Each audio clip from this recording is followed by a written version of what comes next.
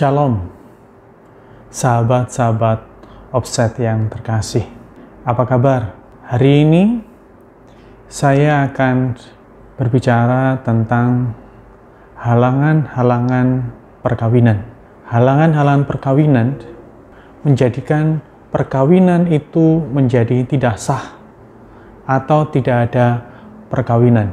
Secara umum, kita dapat membedakan halangan-halangan perkawinan menjadi dua kategori besar. Yang pertama adalah halangan nikah kodrati, dan yang kedua halangan nikah gerejani. Dalam offset kali ini, saya akan memfokuskan halangan nikah kodrati. Halangan nikah kodrati muncul dari kodrat perkawinan itu sendiri.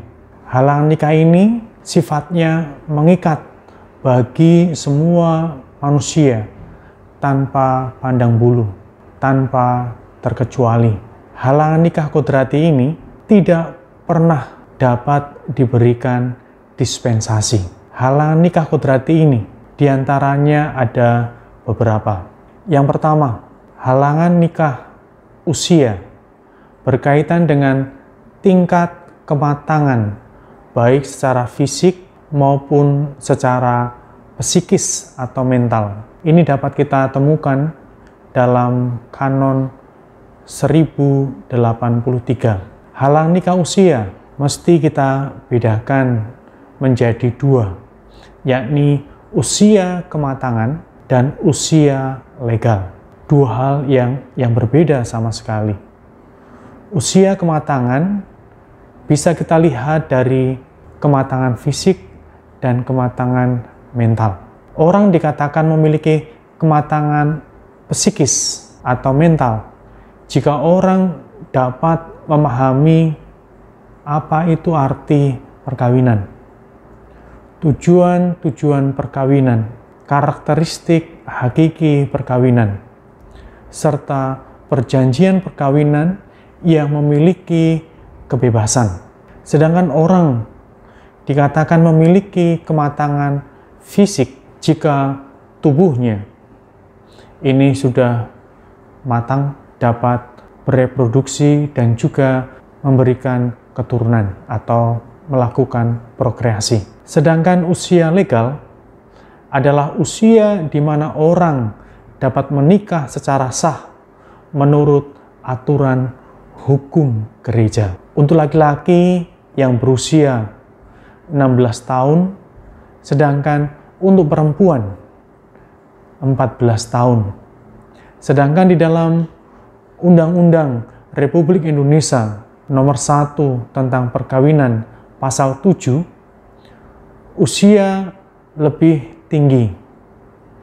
Untuk laki-laki harus berusia 19 tahun, dan untuk perempuan 16 tahun.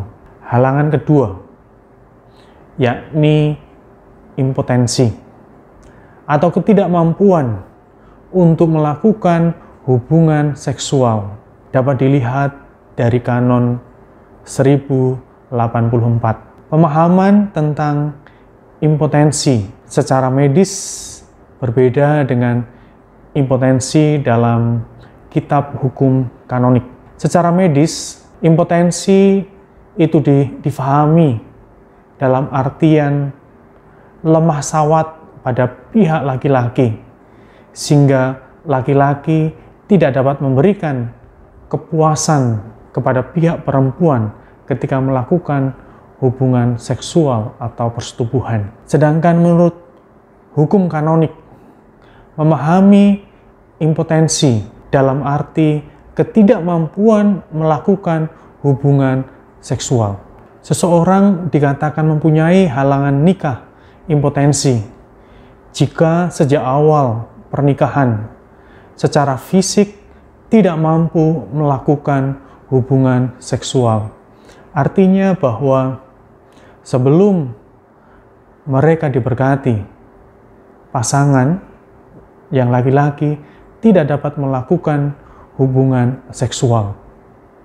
Jika ketidakmampuan ini muncul setelah orang melakukan hubungan suami istri pertama kali, saya ulangi, jika ketidakmampuan muncul setelah orang melakukan hubungan seksual suami istri pertama kali, maka bukanlah halangan perkawinan lagi. Artinya apa? Artinya setelah menikah, mereka dapat melakukan hubungan suami istri yang pertama.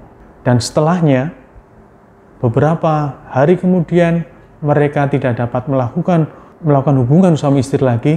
Ini tidak menggagalkan perkawinan. Yang ketiga, halangan nikah ligamen atau ikatan nikah dengan perkawinan sebelumnya. Dapat kita lihat dari Kanon 1085. Halangan nikah ligamen ini artinya bahwa orang masih terikat dengan ikatan perkawinan yang sah, tidak dapat kawin secara sah dengan pihak yang ketiga. Jika ikatan perkawinan yang sebelumnya belum dinyatakan putus bila sah dan batal jika dinyatakan tidak sah oleh otoritas gereja yang berwenang.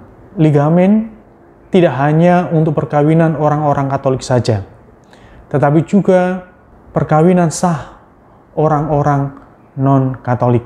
Bagi pasangan yang melakukan perceraian di pengadilan negeri atau pengadilan agama non-Katolik, maka perceraian yang diputuskan, yang dihasilkan tidak memiliki kekuatan kanonik, dalam arti bahwa mereka yang telah bercerai masih tetap memiliki ikatan perkawinan sampai diputuskan atau dibatalkan oleh otoritas gereja yang berwenang. Si A menikah dengan si B, kemudian mereka cerai, lalu mereka mau menikah dengan C. Jika perkawinan A dan B adalah sah, maka B tidak dapat melakukan pernikahan dengan C sebelum perkawinan A dan B diputuskan atau dinyatakan batal oleh otoritas gereja. Yang keempat, hubungan darah, garis lurus tingkat manapun dan garis menyamping tingkat kedua. Itu dapat kita lihat dalam Kanon 1091. Halang nikah, hubungan garis lurus ke atas dan ke bawah dalam suatu tingkat, dan garis menyamping tingkat kedua adalah hukum kodrati. Halangan nikah ini tidak dapat diberikan dispensasi. Jika seorang tetap melakukan perkawinan di tingkat ini, maka menjadikan perkawinannya tidak sah atau tidak ada perkawinan sama sekali. Sahabat-sahabat Offset yang terkasih, inilah secara singkat pemahaman tentang halangan nikah kodrati. Nanti saya akan melanjutkan dengan halangan nikah gerejani. Selamat mendengarkan, selamat memahami. Tuhan memberkati karya dan keluarga Anda. One in Christ.